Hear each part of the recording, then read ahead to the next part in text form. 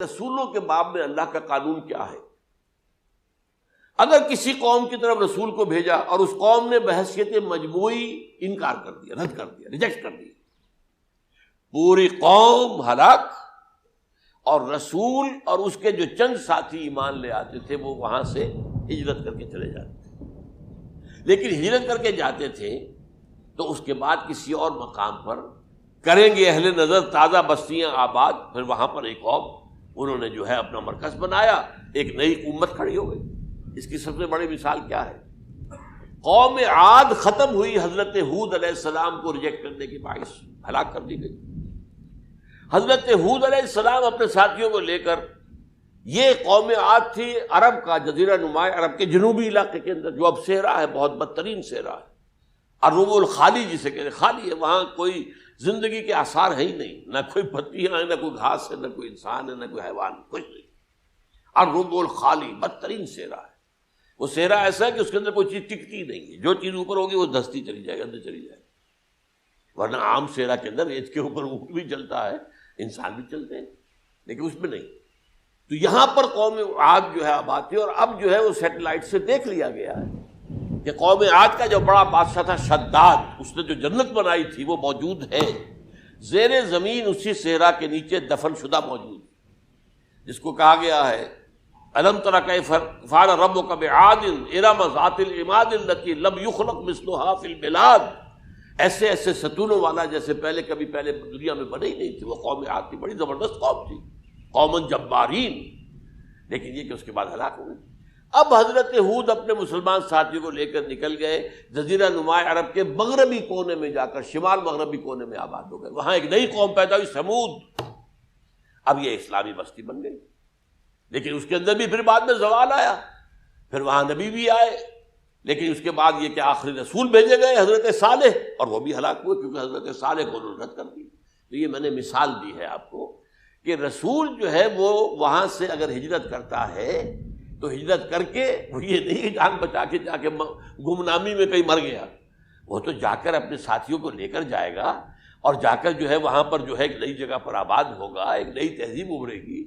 تو یہ تو نہیں ہوا، یہ گمنام ہو کر آ کر کشمیر میں مر گیا تو اس کی کیا حیثیت ہوئی؟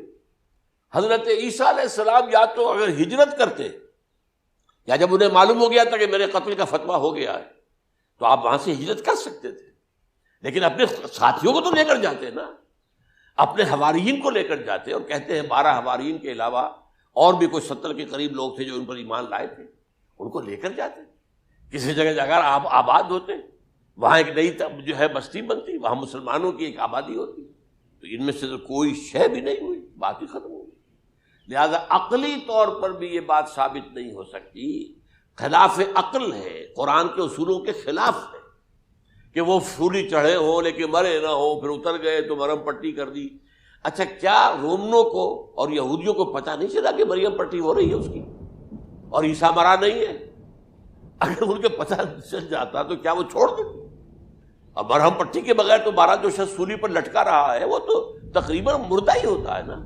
وہ چلیے ہو سکتا ہے کہ کوئی ایسا امکان ہو کہ اس کی نبض ابھی چل رہی ہو اور وہ اتار لیا جائے اور مرہم پٹی کر لی جائے تو بچ جائے، لیکن یہ کہ پھر اس کے بعد وہ اگر وہاں سے ہجرت کرتے تو وہاں سے وہ اپنے حواریین کو لے کر جاتے اور کسی نئی جگہ پر جا کر آباد ہوتے۔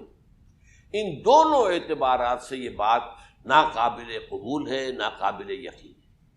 لیکن اسی مسئلے کو لے کر انہوں نے، جو جیسا کہ میں نے بتایا تھا، وفات ہو گئی، کیسے ہو سکتا ہے ہمارے نبی جو سید المرسلین ہے وہ تو زیر زمین دفن ہو گئے اور یہ جو آسمان پر اٹھا لیے گئے، یہ کیسے ہو سکتا؟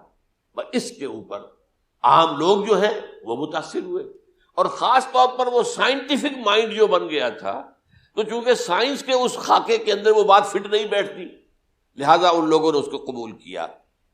اب یہ کہ یہ جو واحد استثناء ہوا ہے یہ کسی اور کے ساتھ نہیں ہوا۔ ویسے حضرت مسیح کی پوری شخصیت مستثنیٰ ہے، بن باپ کے تو کوئی اور رسول پیدا ہوا ہی نہیں، نہ نبی پیدا ہوا۔ پھر وہ معجزے جو حضرت مسیح کو ملے کسی نبی کو نہیں ملے۔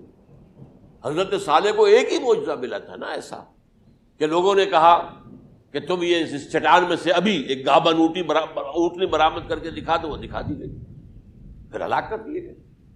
لیکن جو اور معجزے حضرت مسیح کو دکھائے وہ بچپن میں بولے ہیں، گود میں تھے یا پگوڑے میں تھے، بولے ہیں انی عبداللہ آتانی الکتاب وجعلنی نبیا۔ یہ بات نہ ہوتی تو حضرت مریم کے کیا حشر کرتی قوم کہ تمہاری بغیر شادی کے یہ کہاں سے لے آئی ہو تم، یہ تو ولد الزنا ہے۔ تو یہ سارا معاملہ جو ہے حضرت عیسیٰ بولے ہیں وہاں پہ، خود وہ بچہ بولا ہے۔ اب اس کے بعد بولنے کی لوگوں کے اندر کیا گنجائش تھی؟ زندہ کو مردہ کر دینا، خوب میں اذن اللہ، مردہ زندہ ہو گیا۔ اور تخلیق حیات، ایک پرندہ بنانا گارے کا، پھونک مارنا اور اڑتا ہوا پرندہ بن جائے، ایک کوڑی کے جسم پر ہاتھ پھیرنا اور کوڑ ختم، ایک مادرزاد اندھے کی آنکھوں پر ہاتھ پھیرنا اور بینائی آ گئی۔ یہ سارے معجزات، مستثنا شخصیت، ان کا یہ استثناء کیوں کیا گیا؟ یہ بڑی تلخ بات ہے، یہ یاد کر لیجیے، کیونکہ یا تو قوم اسی وقت ہلاک کر دی جاتی جیسا کہ ہوا قوم نوح، قوم ہود، قوم عاد، قوم ثمود، قوم شعیب، یہ ہوا کہ نہیں ہوا؟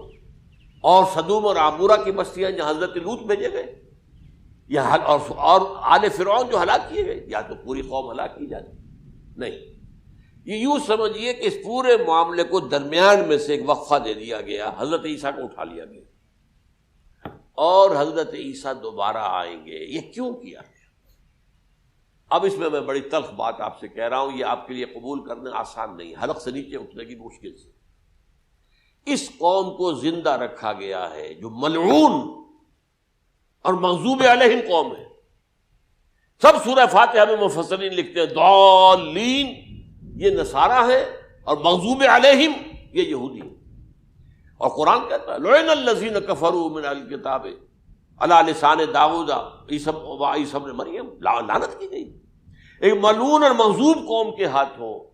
آخری امت محمد، اور اس کا بھی بہترین حصہ، اس پر عذاب ان کے ہاتھوں آئے گا۔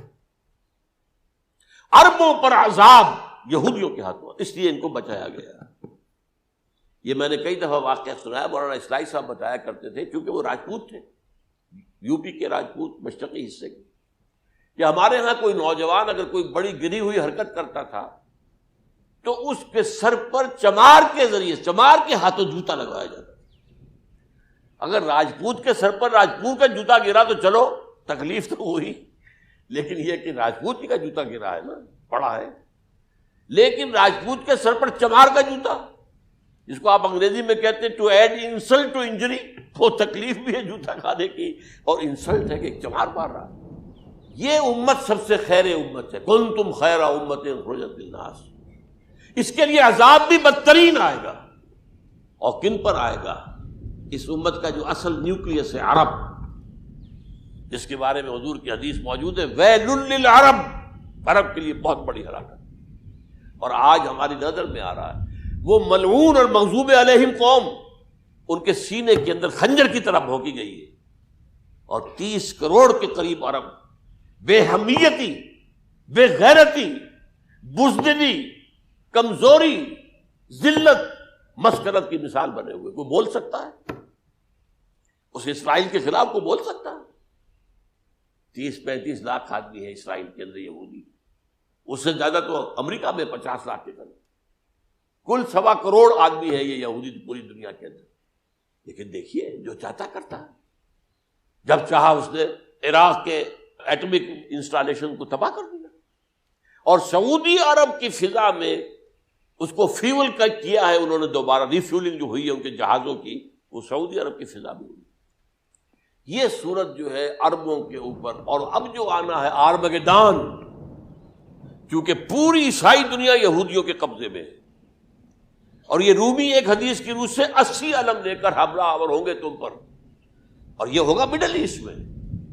آپ کو معلوم ہے پوری دنیا میں کہا جا رہا ہے 3rd ورلڈ وار جو ہونے والی ہے وہ مڈل ایسٹ میں ہوگی، اور میں ٹوائنبی کا قول آپ کو سنا چکا ہوں، 1950 کا قول ہے اس کا۔ یہ اس وقت تک تو سوال ہی پیدا نہیں ہوتا تھا، سارا تصادم جو ہو رہا تھا وہ ایک طرف روسی اور اس کے ساتھی تھے، روس اور اس کے ساتھی، دوسری طرف یہ مغربی یورپ اور امریکہ تھا۔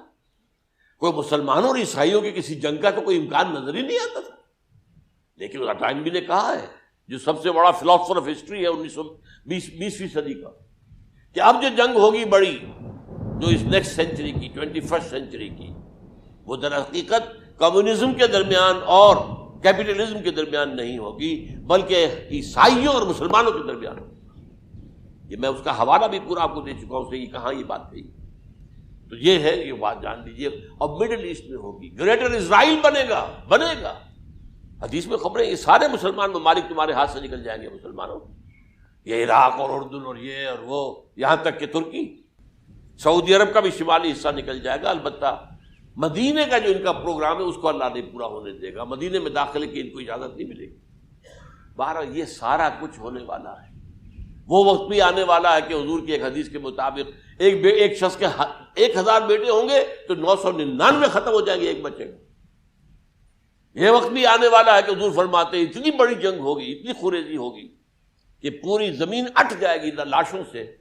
تو پرندہ جو ہے کوئی، ایک تو پرندے ہوتے ہیں کہ جو مردار خور ہے، گدھ ہے، وہ تو بڑی خوشی سے اتریں گے، تناول فرمائیں گے لاشوں کو۔ اسی طریقے سے کوے ہیں، چیلے ہیں، لیکن جو نفاست پسند پرندے ہیں وہ لاش کے اوپر اترنا نہیں چاہتے۔ تو ایک پرندہ اڑتا چلا جائے گا، اسے کہیں زمین پر اترنے کی جگہ نہیں ملے گی، لاشیں ہی لاشیں ہوں گی، یہاں تک کہ وہ تھک ہار کر اس کے جو ہے پر جواب دے جائیں گے، گرے گا تو لاش پر گرے گا۔ یہ وقت آنے والا، اور یہ یہودیوں کے ہاتھ میں، یا یہودیوں کے جو سپورٹرز ہیں اس وقت، جو ان کے ہاتھ میں آلہ کار ہے، ان کے ہاتھ وہ آنا ہے۔ میرے نزدیک اس کام کے لیے اس ملعون قوم کو، کہ جو حضرت عیسیٰ کے زمانے سے ملعون ہو چکی ہے، اس کو باقی رکھا گیا ہے، اسے یہ موقع دیا گیا ہے۔ اس نے اسرائیل بنا لیا ہے، تقریباً 2000 سال کے بعد وہ دوبارہ آ کر آباد ہوئے اس سرزمین میں جہاں سے نکال دیے گئے تھے 70 عیسوی کے اندر۔ یہ سارا کچھ کیوں ہو رہا ہے؟ تو در حقیقت میرے نزدیک واللہ عالم حکمت خداوندی اس میں یہ ہے، انہیں روک کر رکھا گیا ہے اور حضرت عیسیٰ کو اٹھا لیا۔ پھر وہی عیسیٰ آئیں گے اور انہی کے ہاتھ میں یہ ہلاک ہوگی، سوائے اس کے، چونکہ جو ایک میں نے آپ کو کئی دفعہ حوالہ دیا ہے، فلاڈلفیا ٹرمپٹ ایک رسالہ نکلتا ہے پروٹیسٹنٹ عیسائیوں کا، انہوں نے یہ لکھا ہے، اس نے لکھا ہے ایک پرچے کے اندر کہ جب حضرت مسیح آئے گی، اینٹی کرائسٹ ہوگا، وہ لکھا اس نے کہ وہ یہودی ہوگا، حالانکہ وہ پرو یہودی ہے۔ وہ جتنے بھی یہ جو کرسچن زائنسٹ ہیں، یہ تو یہودیوں سے بڑھ کر زائنسٹ ہیں، ان کے بڑے سپورٹرز ہیں۔ تو لیکن اس نے لکھا ہے اینٹی کرائسٹ ول بی اے جیو۔ ابھی کچھ عرصے پہلے آپ کو یاد ہوگا نوسٹریڈیمس کا بڑا چرچا ہو گیا تھا، اس کی جو ہے وہ پیشن گوئیاں، اور یہ کہ ایک مسلمان ہوگا اینٹی کرائسٹ، اور صدام کے بارے میں اشارے کیے جا رہے تھے کہ وہ اینٹی کرائسٹ ہوگا وغیرہ وغیرہ۔ لیکن انہوں نے لکھا ہے کہ وہ اینٹی کرائسٹ یہودی ہوگا، اور اس نے لکھا 80% یہودی قتل ہو جائے گا۔ یہ میں نے ایک تعویل کی ہے اپنے ذہن میں کہ 20% شاید وہ ہوں جو حضرت عیسیٰ کی جو سیکنڈ کمنگ ہے، آمد ثانی کے موقع پر ان پر ایمان لے آئیں اور وہ بچ جائیں۔ لیکن جو بھی حضرت عیسیٰ کا انکاری ہوگا وہ ختم کر دیا جائے گا، جیسے قوم نوح ختم ہوئی، قوم ہود ختم ہوئی، قوم عاد ختم ہوئی، قوم صالح ختم ہوئی، اسی طریقے سے۔ تو یہ قانون خداوندی پورا ہونا ہے۔ بس ایسے ہی ہے جیسے کسی کو پھانسی کا حکم تو ہو گیا ہو لیکن ابھی ایگزیکیوشن نہ ہوئی ہو، ہوتا ہے 2 سال 3 سال گزر جاتے ہیں کہ پھانسی کا حکم ہے لیکن یہ کہ اب وہ پھانسی نہیں ہو رہی ہے، وہ اپیلوں در اپیلوں معاملہ چل رہا ہے۔